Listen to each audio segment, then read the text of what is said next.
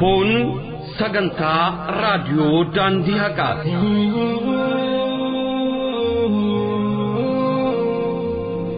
Sagantaa raadiyoo daandii haqaa torbanitti guyyaa 5 kan isiniif dhiyaatu yommuu ta'u, afaan Oromoon guyyaa 3 roobii kamisaaf sanbata. Sagantaan afaan Amaaraa guyyaa 2 kibxataa fi jimaata isiniif kan tamsaatudha.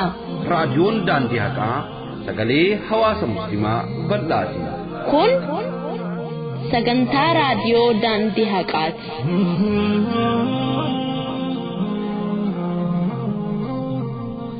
Jireenya gadaantummaa rakkoof rakkisaa bara hundumaa waan ofiitiif dubbachuun ta'e wallaalummaa garaa beelaa nu fixe barrii osoo ijaan arginuu nu fixe jarrii dhugaan dhokatee lafa guute dharrii dambaliin galaanarraa bubbisee gurraa guurii guurradhee wacaqasee homaa dhagahuu dhabee gurrina hoossisee imimmaan koo lolaasee boo'ee boochisee mee maallaan jettuu anaanii. Gaazexeessaa TV Oromiyaa Miidiyaa Neetwork Usmaan Ukkumee akkas jedhee gubaa keessa isaa toora feesbuukii isaa irratti maxxansee argine. Lammiin kallattii hundaan boo'ichi isaa itti fufee jira. Lammiin kallattii hundaan gootummaadhaan sagalee isaa tokkoomee roorroo isa irratti aggaamame ofirraa qolachuudhaaf wal dhagahee wal dhageessisee kaaba kibbaan bahaaliqaan kahee sagalee isaa dhageessisuu jalqabee sagalee isaa dhageessisuu hamma jalqabee oolee bubbulee jira.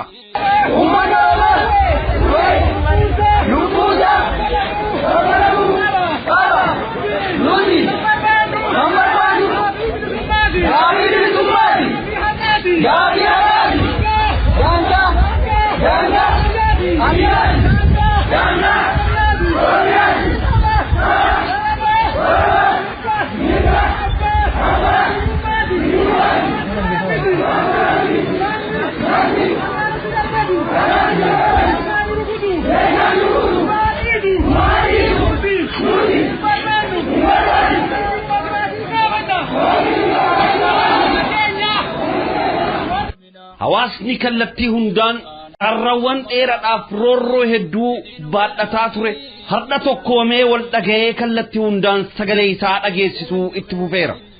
Dhaadannoowwan adda addaa dhageessisuudhaan nuti uummanni Oromoo nagaa barbaanna. Gaafiin keenya gaafii mirgaati. Gaafiin keenya gaafii abbaa biyyummaati jechuudhaan dargaggeeyyiin barnoota isaanii addaan qaxxaamuranii sagalee isaanii dhageessisaaru.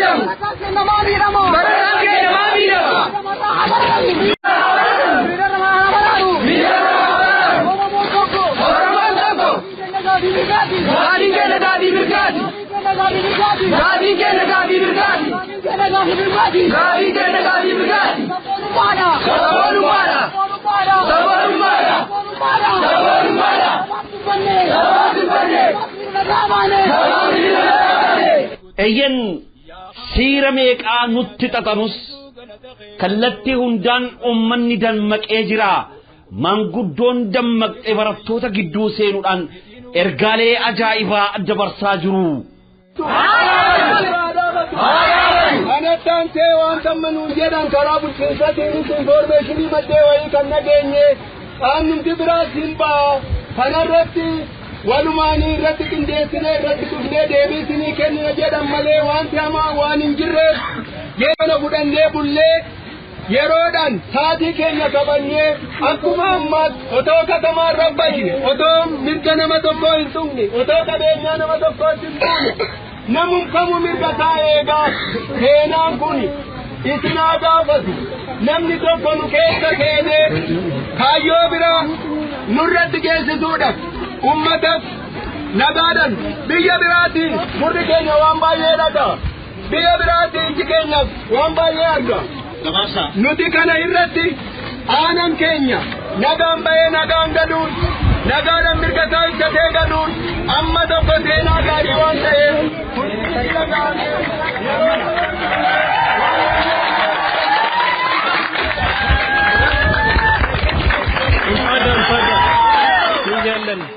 eeyyen uummanni qaroomee fagaatee jira qaamonni mootummaa tarkaanfii seeraan alaa fudhatanii qabsoo barattoonni jalqaban kan laamsheessanii yookaan maqaa hin taane uwwisanii maqaa balleessuudhaaf maqaa yakkuudhaaf kallattii hundaan yaalii taasisanus hin milkaa'u dhaloonni kun barnoota hedduu argateera balaaleffannaa isaanii ibsatuudhaaf sagaleen qofti hin barbaachisu ogeeyyiin yaalaa barattoonni hojjettoonni mootummaa kallattii adda addaadhaan sagalee isaanii dhageessisaa jiru barattoonni yuunivarsiitota adda addaa keessaa jiran walitti qabamuudhaan nyaata nyaachuu dhabuudhaan balaaleffannaa maastar pilaanii magaalaa Finfinneef qaban agarsiisaa jiru dargaggeeyyiin gootonni jaarraa kanaa sodaa tokko malee laphee isaanii rasaasaaf kennuudhaan qaamota nageenya abbaa irree fuuldura dhaabbatanii sagalee isaanii dhageessisaa jiru kabajamtootaaf dhaggeeffattoota hordoftoota sagantaa raadiyoo daandii haqaa assalaamu alaykum wa rahmatullahi wa barakaatuh akkam jirtan nageenyi keessan badhaadha daadoo babaaroo namaa ta'ii keessan nagaa diqqaa guddaan keessan nagaa ardaan keessan nagaa qe'een keessan nagaa olma bultiin teessan nagaa yooyyaa jennee harka fuune kun tamsaasa sagantaa raadiyoo daandii haqaa kutaa 130ffaa Desembar 9 2015 Sadaasa 29 2008 Safar 26 1437 akka lakkoofsa hijratti guyyaa arbiyaa isiniif tamsaatudha kabajamtootaaf dhaggeeffattoota hordoftoota sagantaa raadiyoo daandii haqaa ummanni keenya har'a wal dhagahee kallattii hundaan xiqqaa hamma guddatti jaarsaa hamma jaartitti qotee bulaaf horsiisee bulaan dargaggeessaaf jeettiin kallattii hundaan sagalee isaa dhageessisaa jira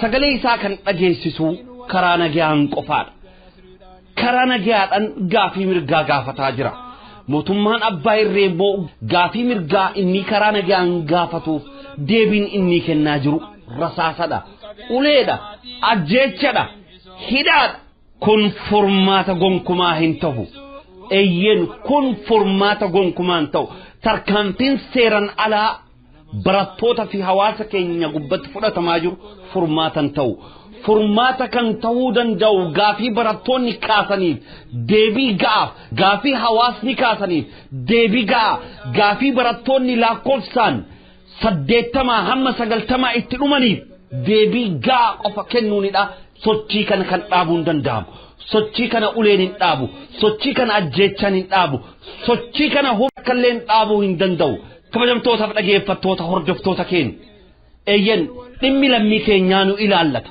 dhimmi gaggeeffamu kun hamma zulmii ta'etti hamma dhimma mirgaa ta'etti dhimma hawaasa keenyaa ni gabaafna sagalee hawaasa keenyaa ni dhageessifna eeyyen gaafiin gaafatame gaafii mirgaati mootummaan abbaa irree qabsoo hawaasni muslimaa gaggeessaa ture waggoottan afran darbanii gaggeessaa ture deebii gahaa kennuu osoo hin ta'in tarkaanfii humnaati kan irratti fudhataa ture eeyyen tarkaanfii humnaati ajjeechadha hidhaadha tumaansadha kan inni irratti fudhataa ture har'as gaafiin barattoonni gaafataa jiran gaafii mirgaati kaleessa akka gaafii hawaasa muslimaa iyyine har'a gaafii mirgaa barattoota kanaafis ni iyyina dubbiin dubbii haqaati islaamummaan haqa irratti nu ajaja eeyyen haqa irratti dhaabbannee ummata haqaa dubbatu wajjiidhaan ni qabsoon keenya qabsoo haqa falmachuut qabsoon keenya qabsoo gaafii mirgaa gaafachuut eeyyen biyya san keessatti qaamota gaafii mirgaa gaafatan kam wajjiin hiriirree gaafii mirgaa keenya hamma deebisnutti qabsoo keenya finniinsinee itti fufuudha qabna hawaasni keenya kallattii kamiinuu argamtan eeyyen har'a amantii keenyadhaan roorrifamaa jirra sabummaadhaanis roorrifamaa jirra roorroon kallattii hundaan nutti galtee jirti roorroo nutti galte kan ofirraa qolachuu kan dandeenyu yoo tokkummaa keenya eegnee tokkummaadhaan mootummaa abbaa irree dhiibbaa nurratti gaggeessaa jiru kan gubbatti dhiibbaa uumuu dandeenyedha eeyyen dhiibbaa uumuu eegi dandeenye qofaadha dhiibbaa kan uumuu dandeenye immoo sagalee keenya eegi tokko taasifneedha qaama roorroon irratti aggaamame hunda bira eegi dhaabbachuu dandeenyedha adda keenyatti karaa qabannee deemnu kan keessa bahuu hin dandeenyu har'a manneenidhaa keessaleewwan keenya koreen keenya fi obboleewwan keenya musliimaa hundi roorrifamaa jiru har'a manneenidhaa lammiilee keenya kan afaan oromoo dubbataniidhaan guutamee jira kanaaf qaama mirga isaa gaafatu hunda hojiidhaan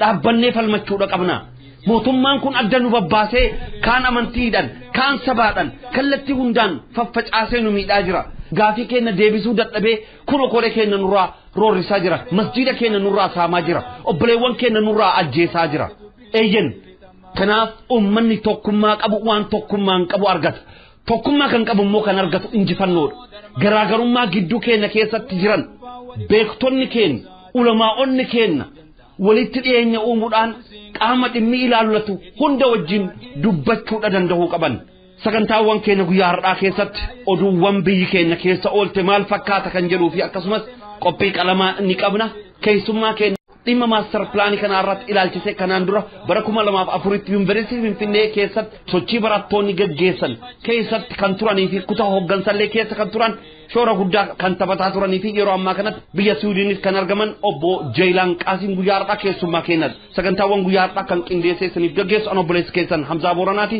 hamma xumuraa sagantaa keenyatti nu wajjin tura affeerra keenya sagantaawwan keenya hunda dura kan dursu sagantaa oduuti sagantaa oduu kan nu dhageessisu obboleessa keenya Abbaas Ibn Islaam sagantaa oduu wajjin turtii gaarii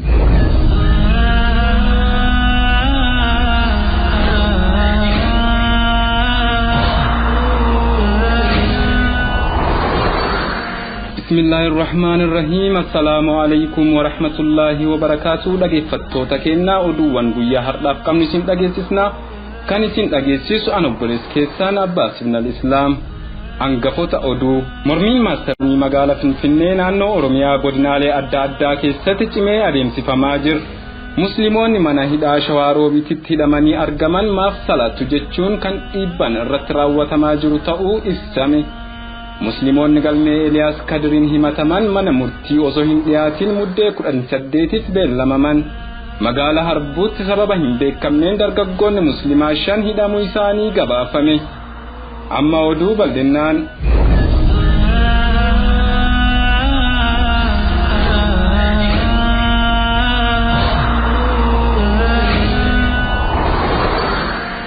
mormiin maaster pilaanii magaalaa Finfinnee naannoo Oromiyaa godinaalee adda addaa keessatti cimee adeemsifamaa jira guyyaa kaleessaa muddee 8 mormiin godinaalee adda addaa keessatti kan adeemsifamaa ture yoo ta'u Harargee lixaa magaalaa Bookee Guddoo godina Horroo Guduruu aanaa Ammuruu akkasumas yuunivarsiitii Adaamattis barattoonni guyyaa lammaffaaf mormii taasisaa turaniiru kolleejjii Ciroottis guyyaa kaleessaa hiriirri kan adeemsifamaa ture ta'uu maddoonni nuuf gabaasaniiru godinaalee guyyaa kaleessaa mormii dhageessisaa turan gidduu Shawaa lixaa Adaa Bargatti ummanni barattootaaf tumsuudhaan kan mormii dhageessisaa ture yoo ta'u mormii wiixata hojjettoonni warshaa sukkaara fincaawaa fi barattoonni taasisan irratti barattoonni lama kan du'an ta'uu beekuun danda'ameera barattoonni kunis Baqqalaa Sabbooqaa fi Baqqalaa Seefuu kan jedhaman ta'uu isaanis beekameera mormii wiixata magaalaa Fincaa'aatti taasifame irratti abbaa ilmaan afurii kan ta'e Eebbisaa Mabraatuu kan jedhamu wareegamuus beekameera magaalota Kibxata kaleessaa mormiin itti dhagahamaa ture kan biroo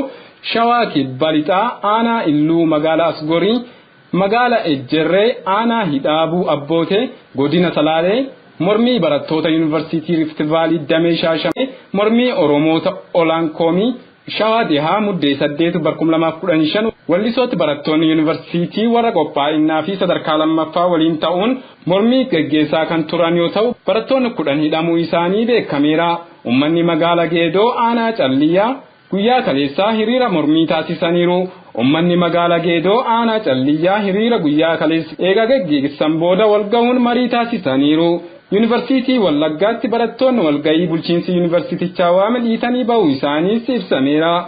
Guyyaa har'aatis haala dinqisiisaa ta'een wal dhageettiidhaan bifa wal fakkaataa ta'een Oromiyaa keessatti barattoonni hojjettoonni mootummaa fi hawaasni hirmaachise finiinaara. Guyyaa har'aatis haala dinqisiisaa ta'een wal dhageettiidhaan bifa wal fakkaataa ta'een mormiin Oromiyaa keessatti barattoota hojjettoota mootummaa fi hawaasa hirmaachise finiinaara. Hawaasni tokkummaadhaan waliigalteen magaalota akka magaalaa Gullisoo, godina Wallaggaa dhihaa kaabinoota mootummaa magaalaa keessa ari'uudhaan magaalattii to'annoo hawaasa jala oolchuudhaan guyyaa kaleessaa bulchiinsa ofii isaanii dhaabbatanii akka jiran gabaafameera. Iddoo adda addaatti karaalee cufuun akkasumas barattoonni gadda isaanii walitti qabamuun barattoonni yuunivarsiitii nyaata nyaachuu dhabuun ogeessonni fayyaa walitti qabamuun kallattiilee adda addaan balaaleffannaa isaanii ibsataa jiru. Guyyaa har'aatis mormiin finiinee godina Baalee magaalaa Roobee akkasumas magaalaa Agarfaa magaalaa Aliitti haala cimaan geggeeffamaa ooleera. Akkasumas aanaa Jalduu magaalaa Goojjoo fi Cobbiitti hiriirri mormii bifa ho'aan kan geggeeffame yoo ta'u aanaa Sibbuu Siree Harargee Lixaa aanaa Mi'eessoo magaalaa Korratti barattoonni sadarkaa tokkoffaa fi lammaffaa mana barnoota sadarkaa lammaffaa Arsii Nageellee akkasumas Booree godina Gujii keessatti Arsii Lixaatti magaalaa Adaabbaatti Shawaa Kaabaa magaalaa Muka Xurii hiriira mormii geggeessaa kan jiranii fi daandii Gondor Finfinnee geessus kan cufan ta'us beekameera. Shawaa Kaabaa aanaa Hidhaaboo Abbootee magaalaa Enjerretti mormiin guyyaa lammaffaa fardas itti fufeera. Harargee Bahaa magaalaa Laanga'ee aanaa Qarsaa hiriirri kan itti fufeef mormiin magaalaa Shaambuu Horroo Guduruu godina Kibba Lixa Shawaa magaalaa Gindoo aanaa Ammayyaa guyyaa har'aa yeroo lammaffaaf itti fufeera. Barattoonni yuunivarsiitii Hawaasaa mooraan biizinasii fi ikoonomiksii haala tokkummaa'een ganamarraa kaasanii gadda isaanii dabarfataa kan jiranii fi akkasumas barattoonni yuunivarsiitii Haramayaa mooraa Harar mormii gaddaa bifa calleessan bakka tokkotti walitti qabamuun ibsataa oolaniiru. Mootummaan gocha gara jabeenyaa raawwatu cimsee kan itti fufe yoo ta'u uummannis mormii yookaan balaaleffannaa isaa Oromiyaa guututti kan finiinsaa jiru ta'uu ibsameera. Musliimoonni mana hidhaa Shawaa Roobiititti hidhamanii argaman maaf salaattu jechuun kan dhiibban irratti raawwatamaa jiru ta'uu ibsame. Mootummaan Itoophiyaa musliimoota biyyattii irratti bane cimsee kan itti fufsiise yoo ta'u dhiheenya kanatti hidhamtoonni mana hidhaa Shawaa Roobiititti argaman kutaa keessa bulanitti akka salaatuu hin dandeenye ajajni bulchiinsa mana hidhichaarraa kan bahe ta'uu beekameera. Mana hidhaa keessatti salaatuu kutbaa azaanaa fi iqaama taasisuunis kan dhorkame ta'uu maddoonni keenya nuuf gabaasaniiru. Yeroo hidhamtoonni iyyannoo isaanii dhiyeeffatanittis bulchiinsonni mana hidhaa himannaa haaraa kan itti banaa jiranis ta'uu maddoonni keenya nuuf gabaasaniiru.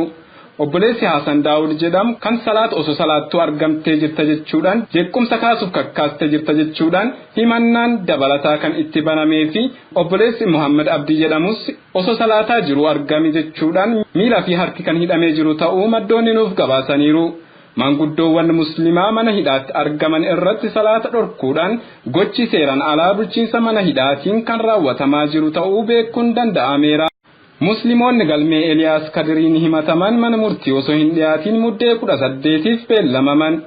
Obboleetti keenya Mariimaa Hayaatuu dabalatee obboleewwan magaalaa Finfinnee fi Walqixxeerraa galmee Eliyaas Kadir jalatti himataman murtii dhumaaf wiixata 27 mana murtii dhihaatu jedhamee kan eeggamee ture ta'us manni murtii kan gaaroo kan basaastota mootummaatiin oofamu gama waajjiraatiin osoo isaan dhaddachaaf hin dhiyaatin ammas muddee 18 2008 beellamuu isaa maddoonni nuuf gabaasaniiru. Dhaddacha adoolessa 27 2007 turetti manni murtii kan gaaroo ragaa daraa abbaa alangaa mootummaatiin dhiyaate dhageeffatuun badii irratti dabarsuudhaan akka ragaa ittisaa dhiyeeffatan kan taasisee fi isaanis bifa bareedaan dhiyeeffatuun murtiin dhumaa ni kennama jedhamee kan eeggamaa ture yoo ta'u manni murtii kan gaaroo muddee 18f beellameera. Obboleewwan kun dhaddachaaf osoo hin dhiyaatin gama waajjiraatiin kan beellamaman ta'us beekama. Magaalaa Harbuutti sababa hin beekamneen dargaggoonni musliimaa 5 hidhamuu gabaafame. Naannoo Amaaraa godina Walloo Kibbaa magaalaa Harbuutti dargaggoonni musliimaa 5 sababa hin beekamneen poolisootaan hidhamuu isaanii maddoonni keenya nuuf gabaasaniiru. Dargaggoonni kun Jumaa dabre poolisootaan ukkaanfamanii kan fuudhaman yoo ta'u sababni isaan hidhamaniif kan hin beekamin ta'uu ibsameera. Majlisni seeran alaa magaalaa Harbuu ahbaashotaan akka hogganamu mootummaadhaan eega taasifame booda dhiibban hawaasa musliimaa irratti taasifamu keessumattuu dargaggoota irratti xiyyeeffatuun kan adeemsifamaa jiru ta'uu maddoonni kennanuuf gabaasaniiru. Musliimoonni kun salaata Jumaa salaatanii eegaa bahan booda poolisootaan kan ukkaanfaman yoo ta'u isaanis Kadir Idris Haji, Kadir Muhammad, Said Ahmed Al-Hadi, Muhammad Amini fi Ismail Said ta'uu isaanii beekameera. Magaalli Harbuu magaalaa ulamaa'ota baay'een irraa argaman yoo taatu kakka'umsa ahbaashotaatiin dargaggoonni masjiidarraa akka fagaatan taasifamaa jiraatu maddoonni keenya nuuf gabaasaniiru. Odeeffannoowwan guyyaa har'aaf qabnu kana fakkaatu qophiiwwan afaan hojiin turtii gaarii.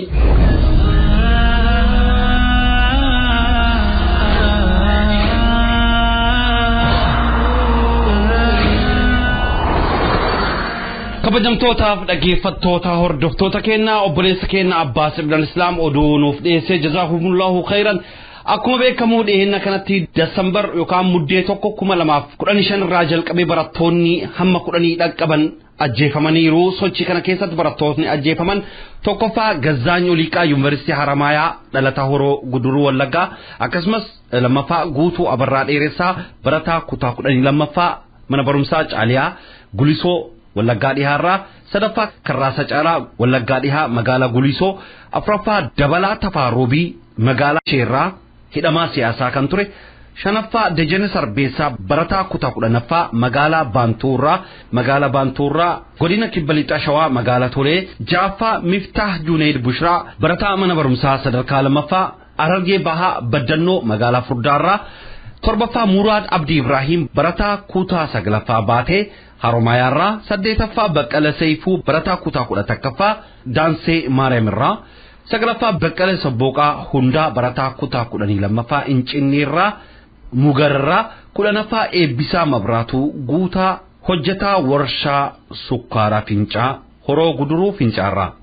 Inna lillahi wa inna ilayhi raaji'uun. Rabbiin subhaanahu wa ta'ala maatii isaanii fi hawaasa hundaaf Rabbiin sabrii haa kennu jenna. Ilaahi suma dandayaani ni beeyta dibdee nu jirtu qaysaani hidiin wal'aani tana nasriidhaani. Ilaahi suma dandayaani ni beeyta dibdee nu jirtu qaysaani hidiin wal'aani tana nasriidhaani.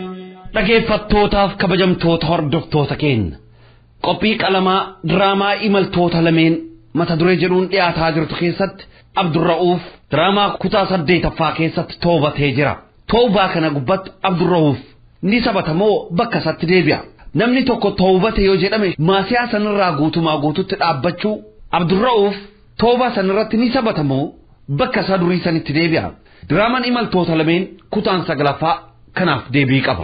Assalaamu alaykum jedhasiin gahee galanne kan rabbiiti kan waliin gahee meeqa umriin dhumnaan addunyaarraa ka'e yaa rabbi mu'mintoota kee gahee yaa Allah nama diinkeetii jecha bahe.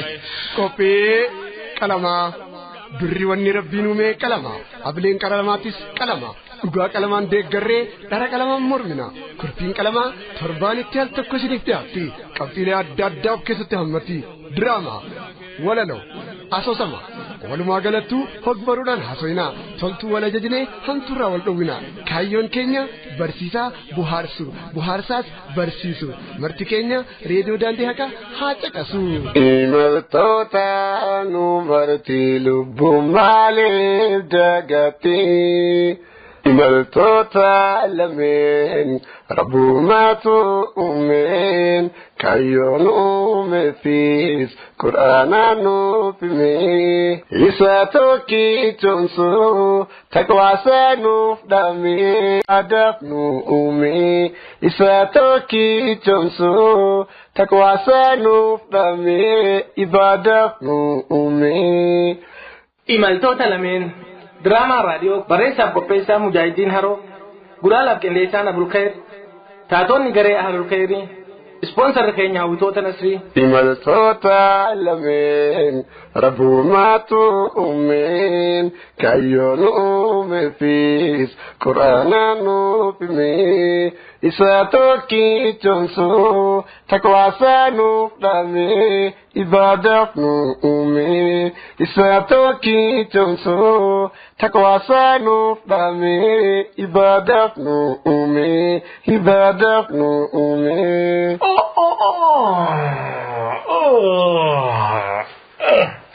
so malawa tinjiramu pa gargar cingilin ki yamo bi gargar chabul pa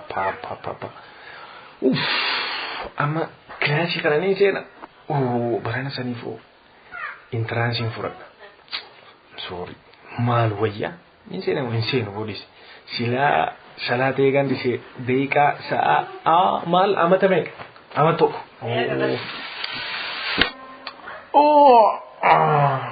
mucaa qalee maal hin jeesa giraashiyoot godhe hin jeeni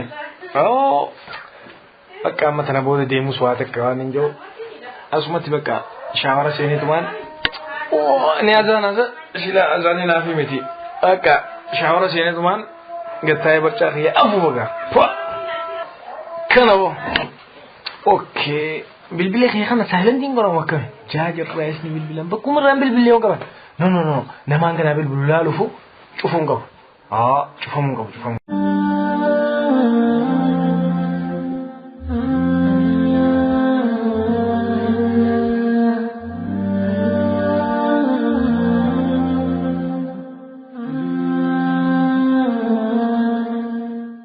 Sabab kita kan kita anu belajar jama, bukan te osa jaja te khaine di tidak bolehnya ti pada iba ferrati. Ibnu masjid nakal bide jadi. Anda juga anu. Oh iya. Usah kami. Dewali kan. Hello osa jaja ini. Hello, enyu sinjane duga khati sirra. Aku sila magare kana bar sila osa jalalan nuji jirte osa jaja di indiati. Sirri gari enyu sinjan. Sirpa kai jalalan te niran mukai kawun ti darto bodati. Akana ti barato da kuda kudani ti ati kuda khaisan kuda lama. Ndagay fatu sibanjiro ndagay fachanjirtu. Abu sila ran mukai se atun mangkal video dan tak sagal made di sila tak. Ndagay fatu di pura jira ndagay fatu. Hello sanda kam website of service. Mali dargagoo meeqa fi shamarree meeqaatu taa'ee barsi dhaggeeffachuu jiraati tara takka irran mukaa eegaa. Boo konsertiin adeemsisuu jirta si fakkaate usiitti dhaggeeffadhu bakka oomisha harka jiru. Maal ifaa dhaame moo maal taate dhagaadhume moo teeffii maal taate koo irra. Please maal ati sammuun kee fayyaa qaba maali moo hin qabaane hin mirgaanne. Bakka nin jarjarama please ciao.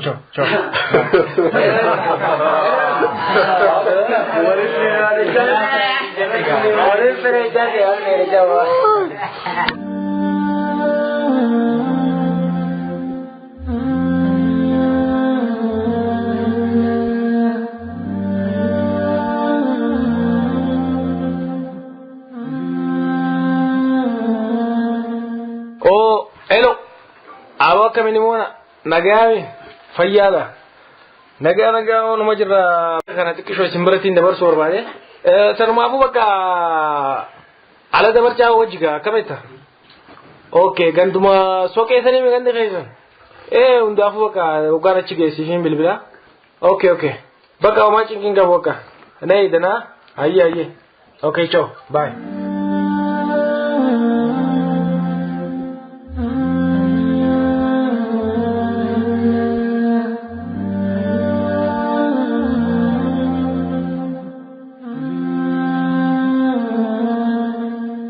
Ini mona ilmu boruda dugaan saya tadi ini. Orang pun amat ruperi. Kawan kau tadi. Kan ini jemari rasa. Hah? Kan ini jemari rasa. Amat bama. Dia dah tegur isti arra ni. Ini duranu anji mana dah nak kau tadi. Awak kan ini nikah dan. Ini kamu mana terima page dulu nanda dia mesti boleh lanjut. Dua nama ni mana? Amat bama. Ni mana? Ni dua. Hai, wo huni saja ho. Isa hai, seri wo. Oksa. Hai. Otu den. Okay, ni jemari. Ya nanti kita. Thailand center. Oh, ni mana? Ke? Oksa. Hai. Negara. Ahlan wa sahlan. isin obsa laftanii ga obsa eegachuutti darbii obsaan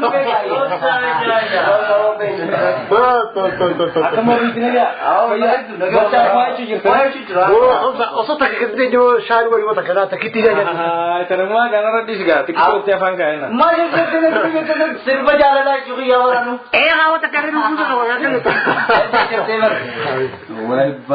Bara kun diga ni mona kaje duga kita andong bombar di berdua akhir duga reggae saja yang udah lagi reggae jaga bombar di pakai tu gula tu sih kirtin satu mila bombar le kai to Afrika kana mi ji Michael Jackson bajatan singe just ya style ke kan tu kan awo itu orang Awo himme makana farum bartam ngorina ji ni khabar banum ma sagalisa mu ke ji awo hatu hatu takalulu awo itu jajarin adiga akan namni sin mu foto ti jecha kana kana tetap chudan dulu ti awo boleh susah tapi civil lebih mesti naruh buara tangan kan tak Jangan dulu kayak tanah saya tak terasa. Hello muste akami aranta na me kotu me walita ajaiba to kotu do aranta na wajin barcha guda jira dabi de ko me tin dabi aranta sabodi akam sati akam jidamo walida kufe kawan namni to kuna kana kutine ta wan namni ti fajale akam ti be wan be ko dogote wan kana ndam ta kana suma fi ko bembo nabi wajibu wala mala ko bandana o ruana ta amal lendi ne baga agwa barke wali boy o ruani sa te amal le farada is bolwa is Maan jauh jelas sih, ini punya itu. Akal tidak ada, ini bukan ini. Abo hundi si farada amal. Akal mau khadi jelas nak itu, ada lah jauh itu setir lah itu. boy jemar itu nu nama mi ji jiru ngenyu Diga aja bos. Maka habram berbanu. Andi ulu kah ada bos.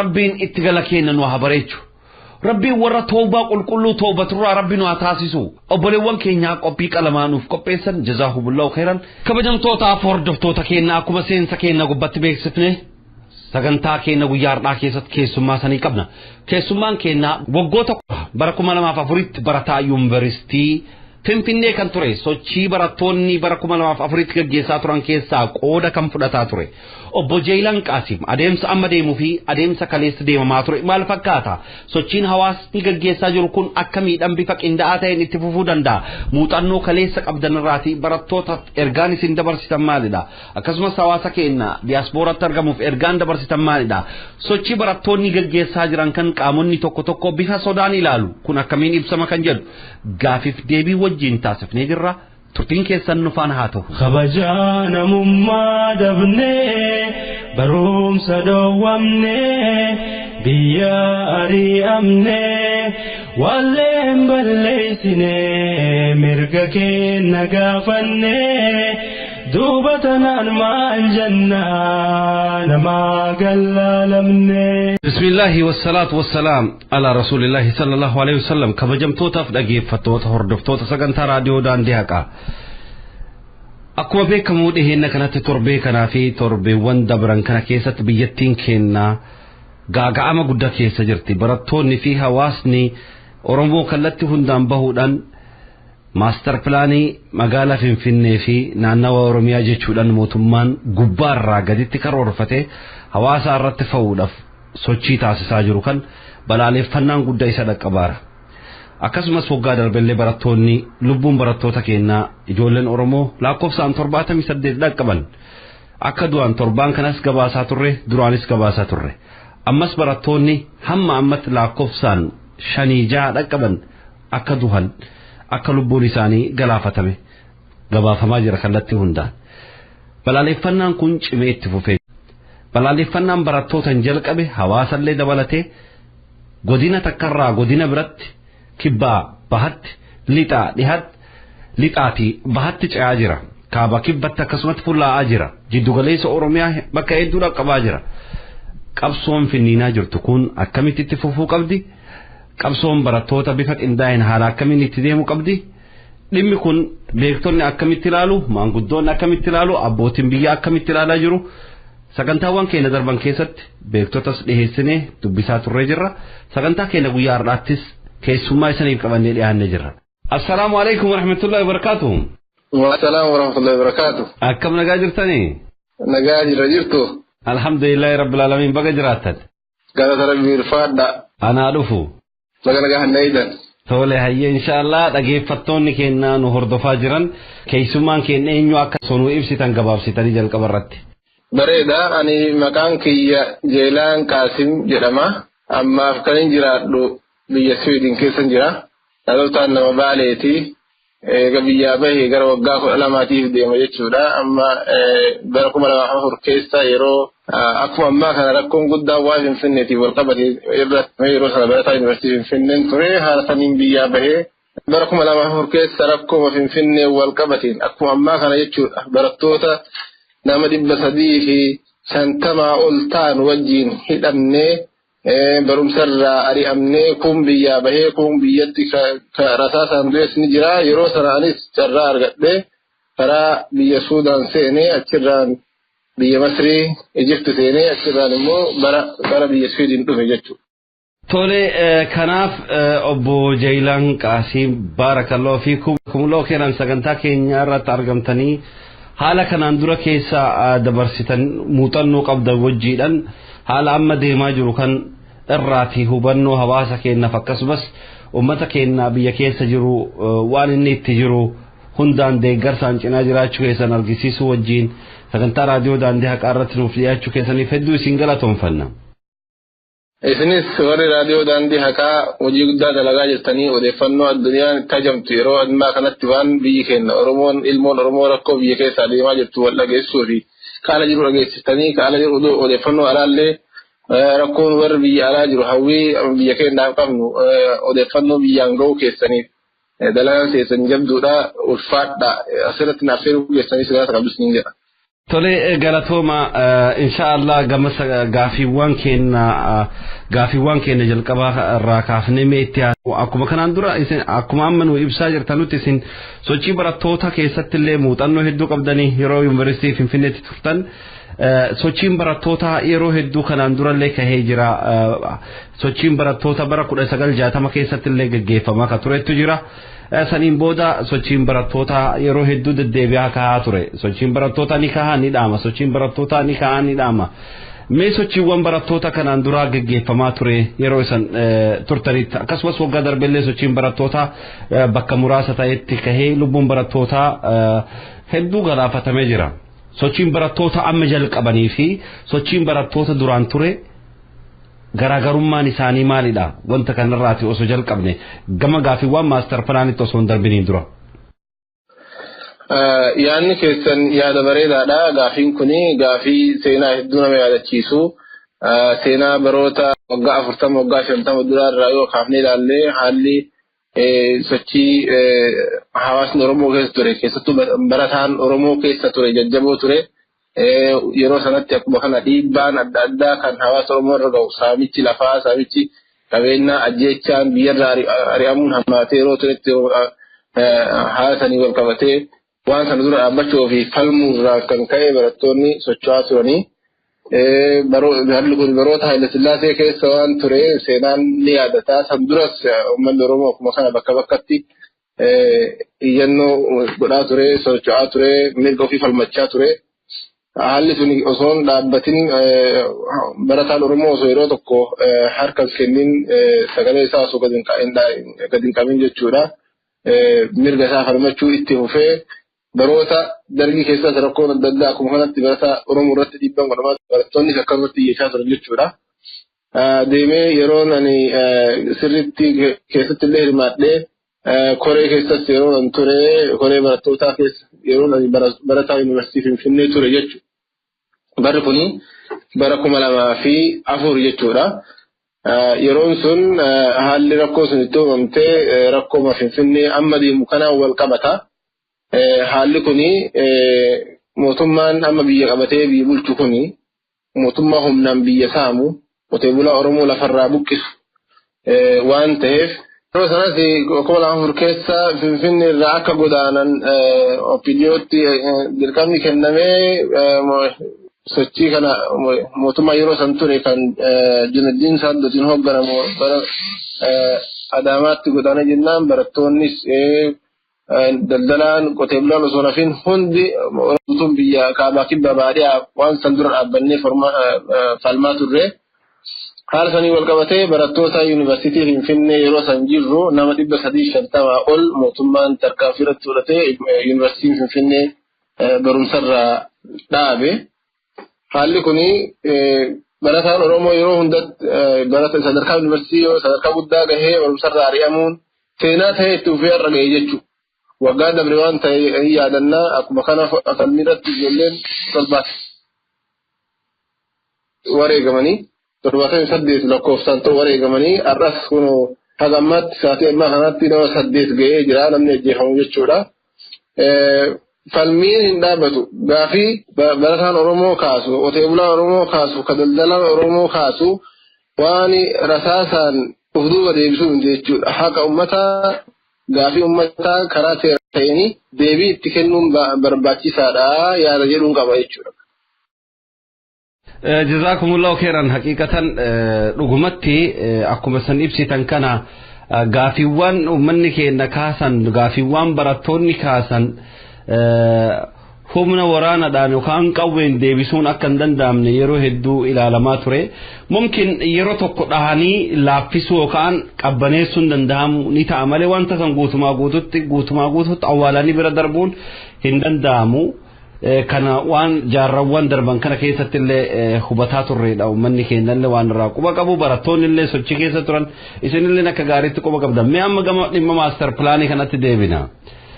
Dhimmi maaster pilaanii kun akkamitti hawaasaan mana hunda gahu lafaa ceesisuu danda'e barattoota kallattii hundaan akkamitti wal simsiisee lafaa ceesisee wal dhageessisee qotee bulni kan duraan oppidiyoo sodaatee barattoota gara isaatti baqatan dabarsaa kennu har'a qotee bulaan barattoota dhoksaa jira.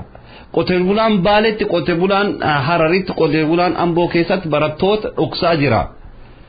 Wanni kun akkamumatti uummata wal simsiisuu danda'e uummata wal hubachiisuu danda'e jettanii muuxannoo qabdan wajjin kanaan durallee sochii kana keessa turtan barattoota wanni akkasitti waliigaltee lafaa kaawwasisuu danda'e dhimmi maaster pilaanii kun maal yoo ta'edha mee? Gaafiin kee gaafii bareedaadha. Yoo of duuba deebisuu hin taane seenaa haala saamtota warra amma biyya bulchaa jiruutii fi akaakayyoota abaabayyoota isaanii irraa waan ka'ee ture irra deebi'ee siituun barbaada. Bara durii waggaa 100 duratti yoo ilaalle Tigree jechuudha. Yohaannis nam jedhamu abbaan aangoo Yohaannis jedhamu ummata Walloo ummata Oromoo jechuudha lafarraa duguugee amantii isaanii jijjiirsisee lafa isaanii irraa buqqisaa akka ture seenaan ni yaadata jechuudha. Haala kanaan wal qabatee warri amma dhufee biyya bulche kunis waan biraatiif hin dhufne jechuudha. Kaayoma akaakayyoota weessanii san galmaan gaachuu dhufan. Wanni amma haala amma deemaa jiru kana adda godhu kan Oromoo guutuu kaabaa kibbaa baadiyyaa ilmaan Oromoo guutuu sochoosee lafaa kaases kaayoo isaan ittiin deeman kana jechuudha. Kaayoo isaan ittiin deeman guddaan maali? Oromiyaa bakka lamatti kutu jechuudha. Oromiyaa bakka lamatti bahaa fi dhiyaatti addaan kutanii qunnamtii uummata Oromoo gidduu jiru addaan kutu jechuudha kaayoon jar deemtuufi. Haala kana namni hin hubanne hin jiru. Barataan kutaa irraa sadarkaa tokkoffaa baratuu fi kan sadarkaa guddaa baratullee waan kana namni hin hubanne hin jiru. Oromiyaan yoo har'a maaster pilaaniin baanan kuni sadarkaa asiin gamanaan haga Amboo achiin haga gara bahaatiin haga Adaamaa fi Awaashitti kan of jalatti ammatu taate gara kibbaatiin sadarkaa kana dheeratti Shaashamanneetti ka deemu of duraa sadarkaa Shaashamanneetti ka deemuu deema. Haala kana yoo hubannu taate Oromiyaan bakka lamatti addaan baati jechuudha. Oromiyaan bahaa Oromiyaan dhiyaa jedhamu taati uummata waliin beekne ta'uu deema jechuudha. Dhalataan keenya ka of dura seenaa keessatti. Haalli kun godaannisa kana hin jedhamne uummata Oromoo irratti uuma. Waan kanatu uummata Oromoo garaa nyaata jechuudha. Ijoollee kutaa sadarkaa tokkoffaatii sadarkaa guddaatti barataa fi haayiskuulii irraa kaasee sadarkaa yuunivarsiitii akkasuma qotee bulaaf daldalaa ilmoo Oromoo hunda wanni walii galchuu dhimmi kun dhimma jiruu fi jireenya uummata Oromooti. Kanaaf barataan Oromoo kaabaa kibbaa bahaa dhiyaa qotee bulaa osoo hin jedhin daldalaa osoo hin jedhin kanaaf bakka tokkotti ka'ee socho'ee dhimma jiruuf jireenyaati jechuudha. Akkanatti hubadhaa. Dhugumatti dhimmi lafaa kun dhimma lafeetii jedhanii paartii koongireesii keessa kan jiran obbo Baqqalaa Nagaa dhimmi lafaa dhimma lafeetii akkuma isaan jedhan san dhimmi lafaa kun dhimma jiraachuuf jiraachuu dhabuuti. Mee mootummaan biyya bulchaa jira jedhu ofiin mootummaan Adawaa yookaan TPLF Ihadeg dhimma lafaa kanaaf mormiin hammana ga'u isa qunnamus agammaa uummata mariisisuudhaaf hayyamanii gabbuhanii hojiin isaan hojjetaa jiran hojii gubbaate ammallee gaffa'uuti malee uummata irratti yaada uummata qaluudhaaf ammallee qophaa'inni isaanii mul'ataa hin jiru.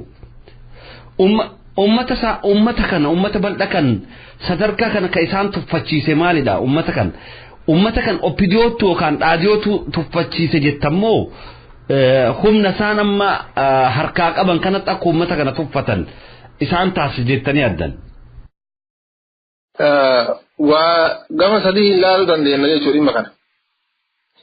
Dhimmi duraa Oromoon jaarmaya siyaasaa jajjaba mirga uummata ofiitii falmu dhabu. Kuni oppidiyoo keessattuu bulchiinsa biyya keessatti deemaa jiru federaala bulaa jiran keessatti oppidiyoon sadarkaa guddaa duraa qabatee barcuma caffeeraan Oromiyaa keessaatii fi akkasuma hirmaannaa federaalaa keessatti qabu keessatti humna ho'iisuu dhabu meeshaa ta'ee deema jechuudha. Yoo afaan biraatiin ashaangulliiti yoo jennee malee falli tokko illee hin jiru. Wanni isaan waan itti kenname gaaraa itti gadi kenname fuudhanii uummatatti gadi dhiibuu malee fedhii uummataa yaada uummataa fuudhanii lakkiiwwanni kun saba keenyaaf hin ta'u uummata keenya miidha jedhanii falmuu hin danda'an booji'amtoota jechuudha. Namni booji'amaan tokko abbaa yookiin nama isa booji'e sanitti ol deebi'ee lakkiiwwan kun naaf hin ta'u uummata kiyyaaf hin ta'u saba kiyyaaf hin ta'u jedhee dura dhaabachuu hin danda'u jechuudha. Tokko gara kanaan laaluu dandeenya. Oromoon kan biyya keessa jiruu fi kan biyya alaa jirus yoo ta'e uummanni Oromoo walumaa galatti jaarmaya jajjaba jaarmaya siyaasaa mirga uummata isaatiif falmu dhabu jechuudha. Lammaffaan mootummaan amma Tigiree kan biyya bulchaa jiru biyya isaanii ijaaratanii sadarkaa adda addaatti jechuudha.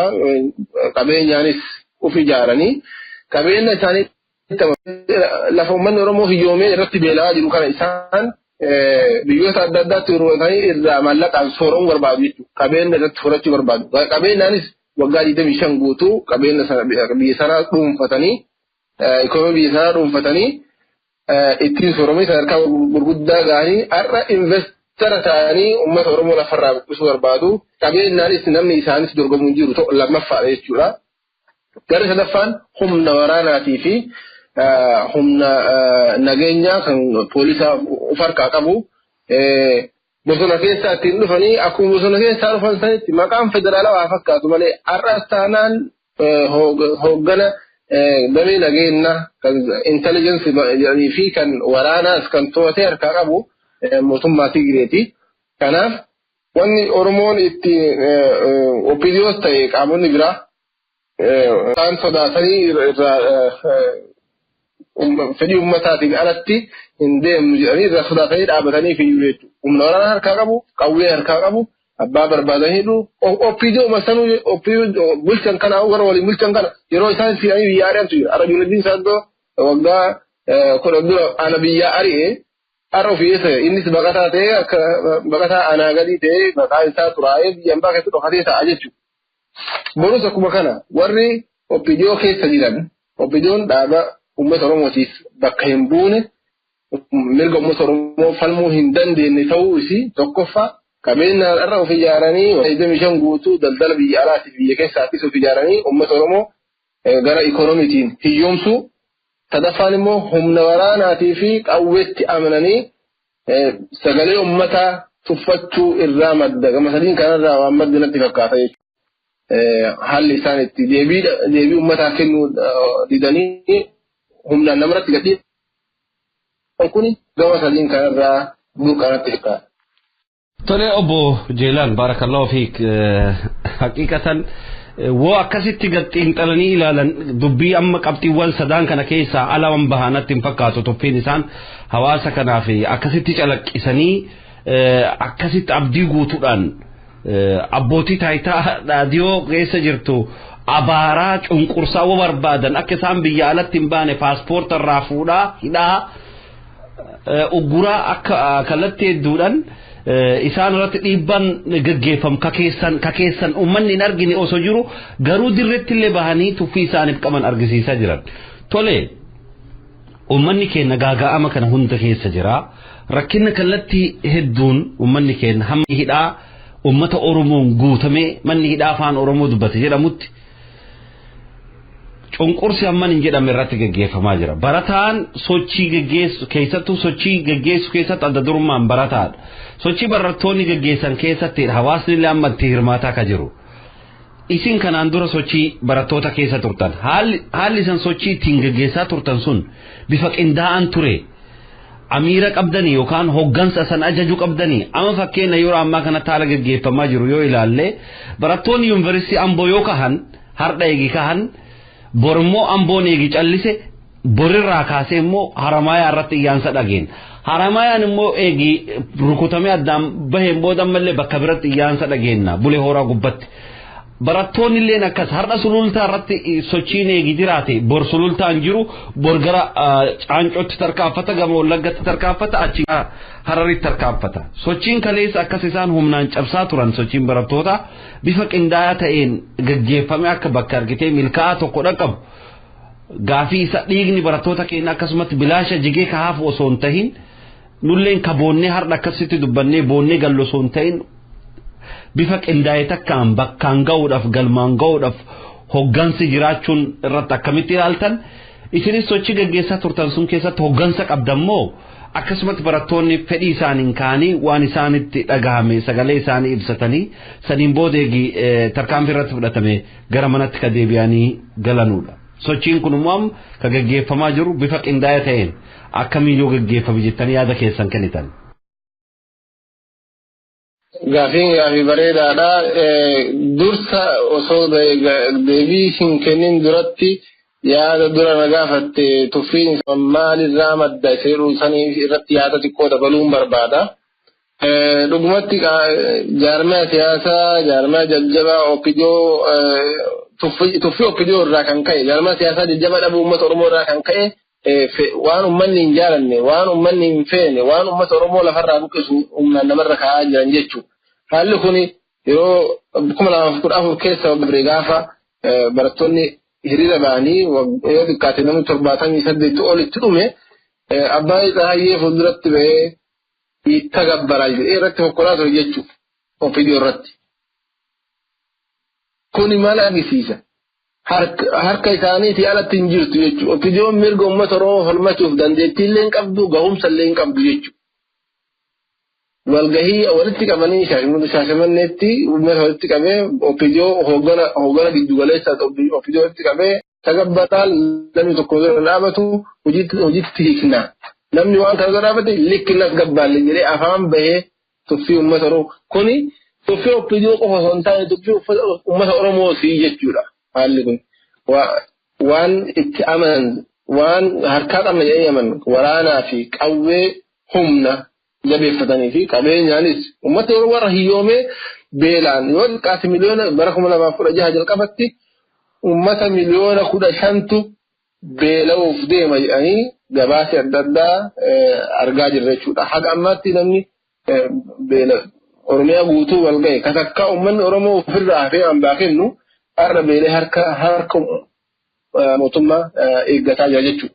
Kuni uummata Oromoo hiyyoomsanii dadhabsiisanii lafarraas buqqisanii jiruu fi jireenya isaa balleessanii aadaa fi jireenya uummata Oromoo lafarraa balleessuuf kaayoo godhatanii irratti deemaa jiru. Kuni gama kanaan laala jechuudha. Deebii lammataa kan barattoonni duraan yommuu socho'aa turan hoggana qabdammoo ufumaa sochooftan haalli amma deemaa jiru kun yoo tokko yuunivarsiitiin Amboo ol ka'e kun takka turee eegas Oromiyaan dhagaa haalli kun maal fakkaata hoggansa qabdu seeruu fi yeroo 2004 keessa an keessa tures hoggana kallattiin hogganu hin qabnu jechuudha. barataan yuunivarsiitii innu in beeka waan uummata Oromootiif hin taane ilma Oromooti. Oromoo keessa dhalnee guddanne sammuu uummata Oromootiin guddanne jechuudha. Waan saba Oromootiif hin taane alarraa ijanii namni eeggatu hin jiru. Barataan har'a iskuulii barataan elementarii kan bahee rasaasa rukutamaa jiru kuni waan namni alaa jetti kennee miti jechuudha.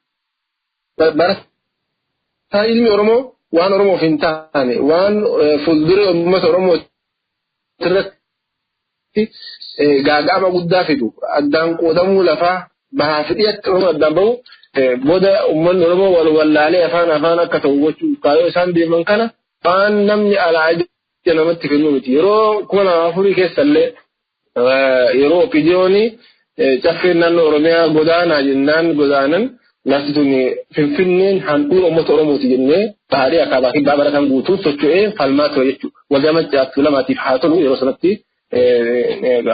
nu qindeessuudhaan hadas bakka walitti fidanii odeeffannoo karaa miidiyaalee adda addaatiin odeeffannoo uummataan gahuudhaanii waltajjii maccaaftuu lamaa yeroo sana gahee guddaa qabatee sanarraa kan ka'e isaanuu booddee barataa maaliif gargaartan maaliif barattoota Oromoo kasilaa alatti keessa barataan namni Finfinnee hidhatee guddatee hin jiru. Barataan Oromoo harki caalu biyyaarraa dhufee yuunivarsiitii Finfinneetti barata jechuudha.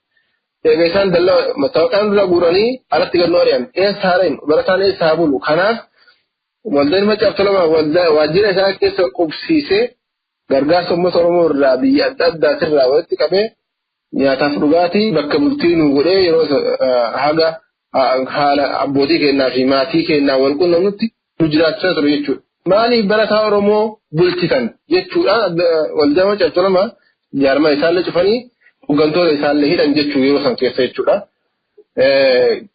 Haalli kuni hooggansi alaa namni irratti eeguu hin jiru.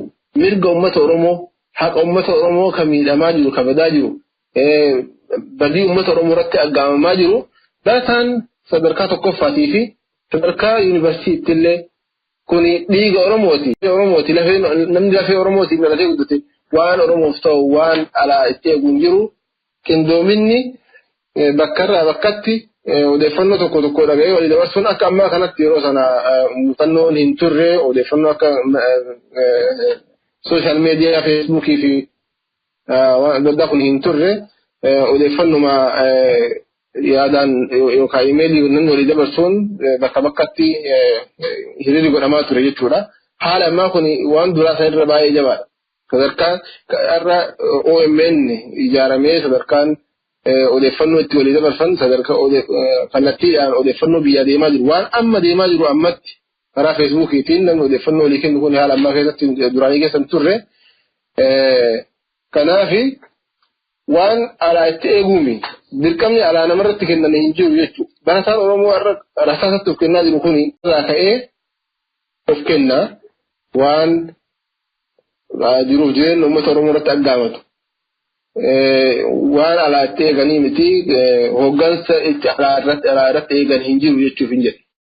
Tole hooggansa amma dhumarratti ni jettanii hooggansa alaa eeguu osoo hin tahin barataan akkuma guutuu biyyattii keessatti hooggansa cimaa akkamiin of keessa gabbaasee hooggansa jechuun amma sochii deemaa jirtu kan bifa qindooma taheen sochoosuun akkamiin danda'a barataan fakkeenya muuxannoo qabdanirraati amma yeroon hedduu tolee jira neetworkiin biyya keenya laafallee ta'u bilbilaan illee haa ta'u karaalee adda addaadhaan sabaa himaalee amma jijjiiran kanaadhaan sochiin kun jabaa akka ta'uuf wal dhageettiin jiraatee guyyaa tokkotti haa ta'u sochiin gaggeeffamu barattoonni illee kaayee preparatorii elementarii hamma yuunivarsiitii bifa qindooma taheen sochii kan gaggeessuuf maalidha amma gorsi isin kennitan gama keessaniin muuxannoo qabdan wajjin.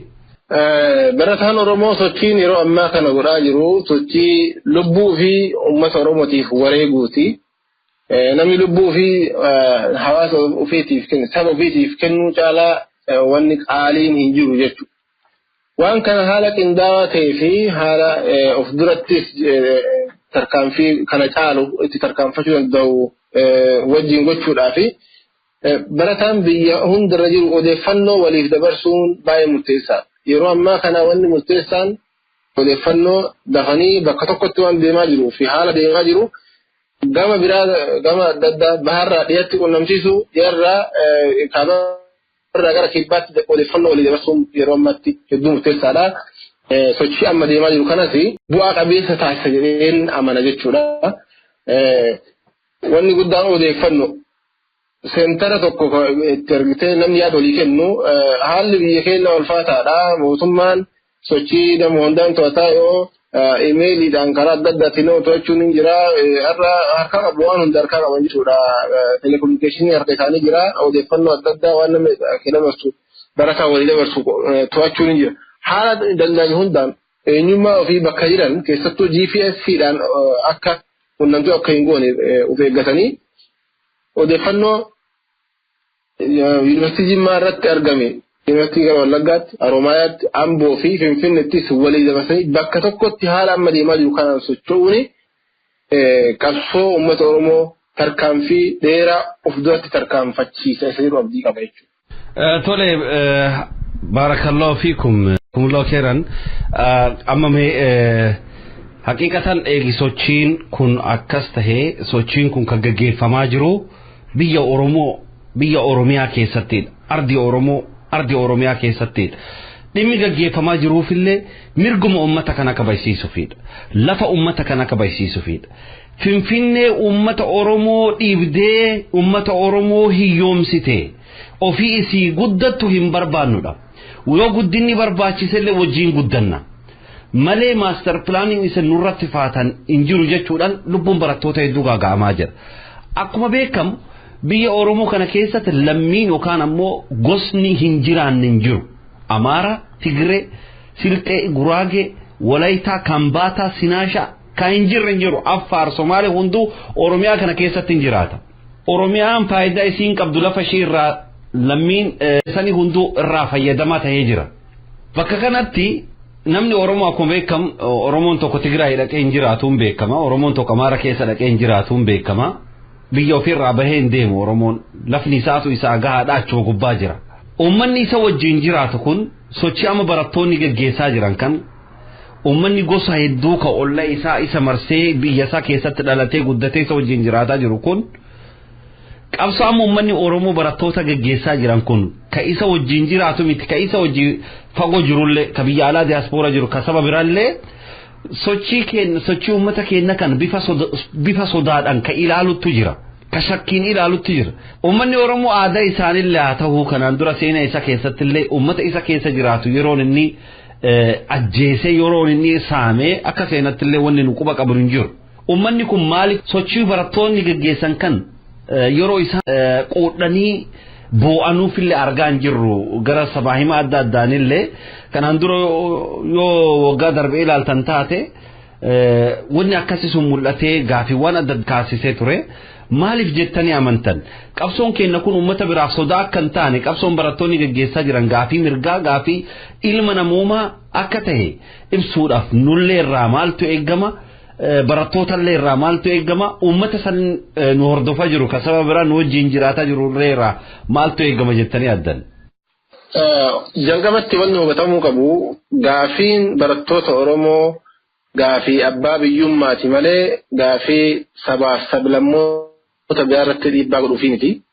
Kaayoon uummanni Oromoo qabsaa'uufus karaa adda addaatiin qabsaa'uuf kaayoo abbaa biyyummaa mirga abbaa biyyummaa lafa ofirratti abbaa ta'uu qabeenya ofirratti abbaa ta'anii ajajuu ofii of bulchuu kaayoon uummanni Oromoo qabsaa'uuf jechuudha. Kanaan alatti uummata sabaaf sablammoota Oromiyaa keessa jiraatu kanaan duras uummanni keenya ofitti qabee gaafa rakkinnaa gaafa isaan beelaan dhufanii uummata nu bira qubatan uummanni Oromoo nyaachisee obaasee of bira bulchaa ture jechuudha.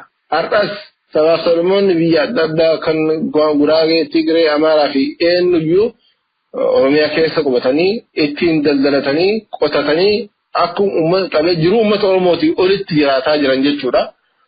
Kanaaf seenaa keessatti illee yeroon uummanni Oromoo saba biraarratti dhiibbaa godhee miidhe hin jiru jechuudha. Haga ammatti dhageenyee hin beeknu. Wanni gaafii uummanni Oromoo gaafatu gaafii barataan Oromoo gaafatu ija sodaatiin ilaalleef hin jiraatu jechuudha. Gaafiin barataan Oromoo har'a gaafataa jiru gaafii abbaa biyyummaati. Finfinneen handhuura Oromiyaati handhuura uummata Oromooti bakka itti giddugala uummata Oromoo caffee naannoo Oromiyaati jechuudha. Kaayoon isaan Tigree fi uummanni Amaaraa ittiin deeman lafa san naannoo uummata Finfinnee kana addaan nukutanii Oromiyaa bahanii akka addaan baasanii uummanni keenya akka wal wallaalu kunis kaayoon kana garuu ifis hubatamuu kan qabu qabeenyaa fi sooroma lafa uummata Oromoo qabeenya uummata Oromootu uummata Oromoo diina taasise malee uummanni Oromoo diinummaa saba biraatiif hin qabu jechuudha. Har'a lafa uummata Oromoo saamanii qotee bulaa yoo xiqqaate 150 ta'uu naannoo Finfinnee irraa buqqa'ee lafa isaa irraa buqqa'ee lafa abbaa isaa akaakayyuu isaa irraa buqqa'ee har'a deebi'ee eegdoo ta'ee zabanyaa ta'ee balbalamaa eegee jechuudha. Abbaan ijoollee 4 abbaan ijoollee 5 waan nyaachisuu dhabee alatti ijoolleen Oromoo beelaan dhumti jechuudha. Kan biraa lafa san bitee irratti sooromee afooqii irratti ijaaratee irratti jiraachuu deema. Uummanni Oromoo kan irratti dhalatee guddate kan seenaadhaan bakka sanitti dhalatee guddate yeroo beeloo argina jechuudha. Wanni uummanni Oromoo gaafatu barataan Oromoo yeroo ammaa kana lafaa ka'ee gaafatu uummanni Oromoo lafarraan buqqa'in lafti lafa abboota keenyaati lafa hawwoota keenyaati lafa akaakayyoota keenyaati irratti wal horre irratti guddanne jettee barataanarra gaafii kaasaa jiru. Gaafii abbaa biyyummaati malee gaafii sabaaf sablammoota biraa irratti dhiibbaa godhuutii miti jechuudha. Kun haala kanaan hubatamuu qaba. Yeroo har'a mootummaan biyya bulchaa jiru mootummaan wayyaanee rasaasaan ijoollee daftaraa fi qalama malee uummata tokko harkaan hin qabne rasaasatti dhukaasee ajjeesatti sabaaf sablamnoonni biraa uummata barataa Oromoo ajjeefamu laalanii callisuun irra hin turre jechuudha. Kan biyya keessa jiruuf kan biyya alaa jirus yoo ta'e barataan Oromoo miidhamu barataa Oromoo ajjeefamu kan barumsarraa hidhamu kan biyyarraa ari'amu kan barumsa isaarraa citee biyya ambaa keessatti baqattummaan jiraatu kan osoo karaa deemuu baqattummaadhaan biyyaa baay'ee osoo deemu biyyoota akka Liibiyaatii fi bahara bishaanitti dhumaa jiru kuni garaa isaan nyaachuu qaba jechuudha. Obboleewwanuma isaati namni barataan uummata Oromoo kan gaafii gaafatu gaafii abbaa biyyummaa abbaa qabeenya ofirratti abbaa ta'uu fi biyya ofirratti abbaa ta'uudhaan alatti sabaaf sablammoota biratti dhiibbaa godhuuf miti. Kanaaf qaamni biyya san keessatti sabaaf sablammoota biyya keessa jiranii fi kan biyya alaa jiraniif gaafii qulqulluu gaafii nagaa uummanni barataan Oromoo gaafatu kana dura wajjin dhaabbatanii sagalee isaanii dhageessisuun barbaachisaadha. Kanas waamichan godhan jechuudha karaa raadiyoo daandii haqaatiin akka sababsanoon biyya alaa jiraatan kan biyya keessa jiranis gaafii mirgaa gaafii haqaa barataan Oromoo gaafatu deeggaranii ajjechaa fi miidhaan mootummaan wayyaanee barattoota Oromoo irraan ga'u haa dhaabbatu jedhanii akka isaan gaafatan waamichan gara raadiyoo keessaniitiin dabarsa. Tole obbo Jeelaan baarakallahu fiik jazakallahu khairan sa'a keessan qaalii irraatii nu kennitanii hawaasa keenyaadhaaf ibsa bal'aa kan hubannoo keessan muuxannoo kanaan dura qabdan irraatii nuuf dabarsuu keessaniif hedduu isin galatoomfanna. Sagantaawwan keenya itti aanan irratti illee inshaallah dhimma kana irratti illee dhimmoota biraa irratti illee irraa eegama namni dhiigni isaa dhangala'aa jira maatiin boo'ichatti jira tanii akka yaada keessan nuuf kennitan abdii guddaa qabna. Dhumarratti ergaan naa hafe jettan eegi jiraate carraasanii kenna ergaan yookaan dhaamsa akka waliigalatti hawaasni keenya biyya alaa jiru maaltu irraa eegama maal gochuudha qaba qabsoo kan deeggaruutiin dhinsuu boodarraa fi utubuu fi maaltu irraa eegama namni dhiigni isaa dhangala'aa jira maatiin boo'ichatti jira deeggarsi barbaachisu maalidha diyaaspooraan shoorri inni taphachuu qabu maalidha waan jedhuudhaan akka nu goolabdan carraasanii kennina. Hedduu galatooma isinis carraa kana kennuu keessaniif baay'ee isin galatoomfadha. Dhumarratti dhaamsi ani qabu dhaamsa sadii jechuudha. Tokkoffaani hawaasni Oromoo biyya alaa jiru sochii biyya keessaa deemaa jiru deeggaruu qabaa yaadaan deeggaruu qabaa. Caalaatti immoo kufaatii barataan Oromoo rasaasaan rukutamee kufu kana addunyaatti dhageessuun dirqama ta'a jechuudha. Kuni dirqama ilmoo Oromoo biyya alaa jirtu hundaati.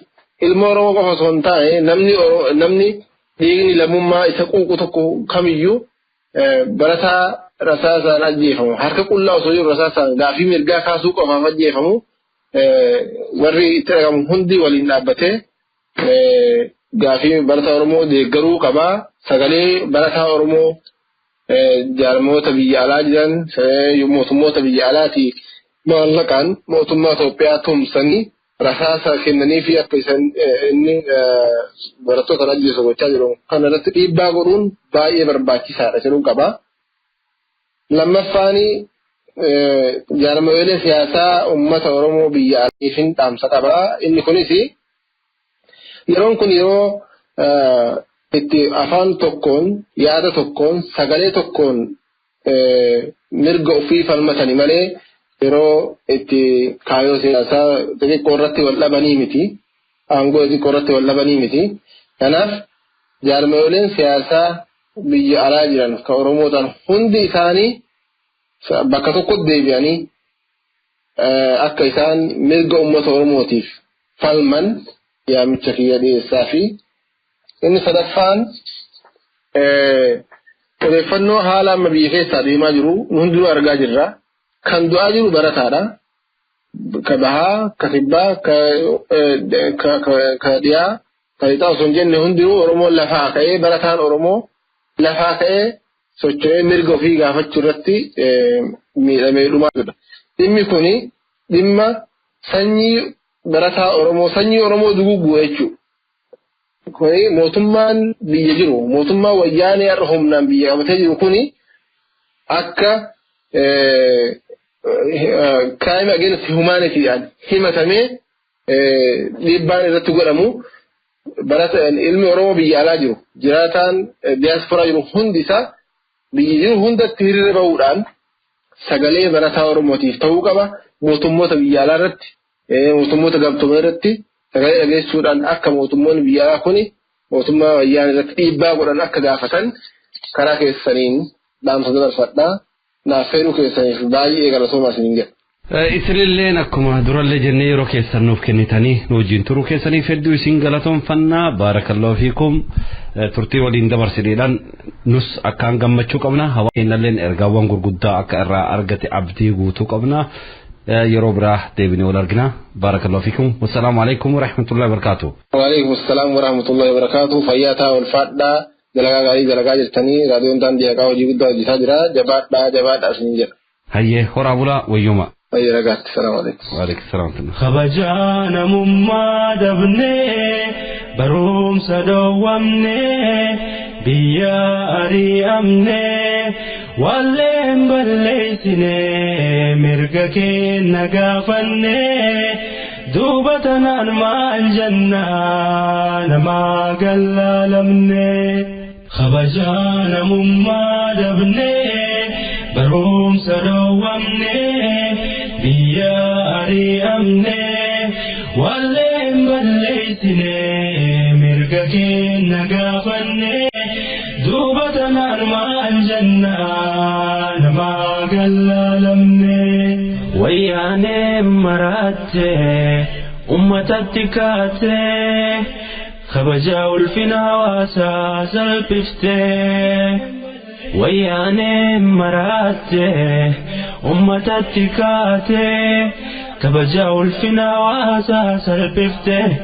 Lammii biyya guutuu injirreen tuffattee horoota hafseetee rasaasa abdattee gaafa qayyakkaatee qalbii lama taatee gaafa ol lakkaatee olmaan isii baddee. Kabajamtootaaf hordoftoota keenya eeyyen hawaasni muslimaa waggoottan dabran afraan kana keessa sochii bal'aa gaggeesse gaafii mirgaadha kan gaafanne gaafii mirgaa gaafanneef deebii argachuu hin dandeenye maal jennaan mootummaan kun deebii kennuu hin beeku mootummaan kun kan inni danda'u ajjeesuudha qaamota gaafii mirgaa gaafatan hidhuudha ajjeesuudha roorrisuudha biyya ari'uudha kanaadha hojiin isaa waggoottan dabran afraan kana keessatti uummanni muslimaa akka guutuu biyyatti gaafii mirgaa gaafataa ture gaafii mirgaa inni gaafatu kanaaf deebiin inni argate garuu takkas hin jiru guyyumaarraa guyyatti masjiida keenya saamuudha guyyumaarraa guyyatti madrasoota keenya nurraa cufsiisuudha darasoota nurraa hidhuudha mashaayikoota keenya nurraa hidhuudha har'as sochii barattoonni gaafii mirgaa gaggeessaa jiran kan sochii barattoonni Oromiyaa guutuu keessatti hawaasni Oromoo irratti hirmaatee gaggeessaa jiru kanas bifuma wal fakkaatuudhaan cafaquudhaan ajjeesuudhaan hidhuudhaan deebii kennuuf yaalii taasisaa jira. Kanaaf hawaasni kallattii kamuunuu jiru sochii mirgaa gaggeeffamuun kamuu deeggaruu danda'uudha qaba. Mootummaan kun addaan nu qoqqoodee kallattii hundaan nu nyaataa jira. Kaleessa dhimma musliimaa irratti uummanni musliimaa yeroo ajjeefamu har'as immoo barattoonni Oromiyaa yeroo ajjeefaman borus immoo saba biraarraa akkasuma yoo ajjeefamu hundumtu keenya yoo kan callifnee wal ilaallu taate akkasitti adda baasee uummata keenya nyaata. Kanaaf warroottan gaafii mirgaa lallaban hundi isaanii wal cina dhaabbatanii wal utubanii biyyattii sana keessatti haqni amma argamutti hundumtu qabsaa'uudha qaba. Nus kan gaggeessaa jirru qabsoon nuti gaggeessaa jirru qabsoo gaafii mirgaati. Amantiin keenya nuuf haa kabajamuudha. Ulamaa'onni keenya nuuf haa hiikamanuudha. Masjiidota keenya keessatti mirga guutuu haa argannuudha. Bulchitoota keenya hoggantoota majlisa keenya ofii keenyan haa filannuudha. Barnootni aqiidaa ahbaashaa aqiidan fokkattuun ahbaashaa humnaan nurratti hin fa'aminiidha. Awwali dhaabbata keenyadha. Dhaabbata keenya ofuma keenyan bulfannaadha. Mootummaan kun hunduu hin ta'u jechuudhaan waggoottan dabran sadaan kana keessatti tarkaanfii humnaan nurratti fudhatee gaafii keenya cafaquuf yaalii taasisaa ture. Har'as kaleessas barattoonni Oromoo dhimma maastar pilaanii kaasanii lakkoofsaan 78 waggaa takkaaf walakkaan dura dhuman. Har'as akkasuma kunoo dhumaa jiru. Biyyattii san keessatti kan gaafii mirgaa gaafate hunduu ni ajjeefamanii hidhama. Kanaaf adda addatti mootummaan wabaasaa jiru kanaaf tokkummaan sagalee keenya haa dhageessifnu. Dhiibbaa uumuu kan dandeenyu yoo sagaleen keenya tokko ta'edha. Har'a hawaasni Oromoo mirga isaa gaafachuudhaaf kallattii hundaan kahaar kan hin ka'inis ka'a jennu. Mirga keessaniif har'a eegiin falmatin dhaloota dhufuurratti gabrummaa faatanii deemtan. Dhaloota dhufuurratti gabrummaa faanee deemna. Kanaaf tokkummaadhaan hundumtu keenya wal cina dhaabbannee gaafii mirgaa gaafannuuf deebii argannutti qabsoo tinninsinee itti fufuudhaa qabna jenna. Kabajamtoota hordoftoota keenya sagantaa keenya guyyaa har'aa osoon goolabiniin dura mata dureewwan oduu isin haa dhageessifnu.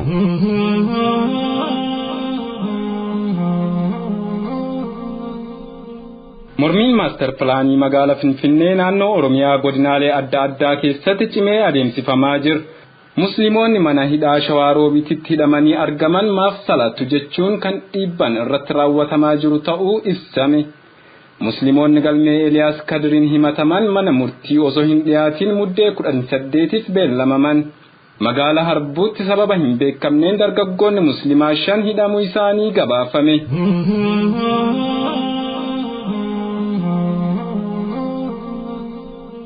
Kabajamtoota hordoftoota dhageeffattoota raadiyoo daandii haqaa hawaasa keenya biyya keessatti odeeffannoo adda addaa gama toora WhatsAppii fi Facebookii keenya gubbaadhaan nu ergaa jirtan jazaakumullahu khairan. Ammas ergaawwan keessan odeeffannoo adda addaa nuuf dhaqqabsuu hin dagatina. Odeeffannoowwan jiran nuuf dhaqqabsaa nus gama keennan sagalee hawaasa keenya dhageessisuudhaaf marxifannee hidhannee kaane jirra. Akkuma karoora keenya qophii keenya waggaa takkaffaa gubbatti ibsine raadiyoon daandii haqaa sagalee hawaasa muslima bal'aati. Sagalee hawaasaa roorrifama hundaati. Kanaaf hamma dandeenye hundaan jabaannee sagalee hawaasa keenyaa dhageessisuu itti fufna. Kan raadiyoo daandii haqaa gargaaraa jirtan kan deeggaraa jirtan ija keenya qabeenya keenya jettanii kan utubaa jirtan qabeenya keessaniin kan utubaa jirtan kallattii hundaan baarakallahu fiikum jazaakumullahu khairan. Haqiiqatan hedduu nama gammachiiftan eeyyen ammas raadiyoon daandii haqaa sagalee keenyadha sagalee hawaasa muslimaatii sagalee keenyadha kan jettan hundeessan gama toora WhatsAppii keenyatiin nu dubbisaa gargaarsa keessan akka miidhan akka nuuf dhaqqabsitan isiniif beeksifna. Hundumtu keessan raadiyoo daandii haqaa kan jaalattan jaalleewwan keenya hunduu yeroo kanatti nu cira dhaabbadhaa isiniin jenna. Baarakallahu fiikum kan agammaa nu bira dhaabbachaa jirtanuuf jazaakumullahu khairan. Sagantaawwan guyyaa har'aa kan qindeessee isiniif gaggeessaa ture an obboleessi keessan Hamzaa Booranaati. Gama kutaa teeknikaatiin obboleessi keenya Abul Khairin wajjin ture. Hamma sagantaa keenya ta'anutti deebinee wal arginutti. والسلام عليكم ورحمة الله وبركاته.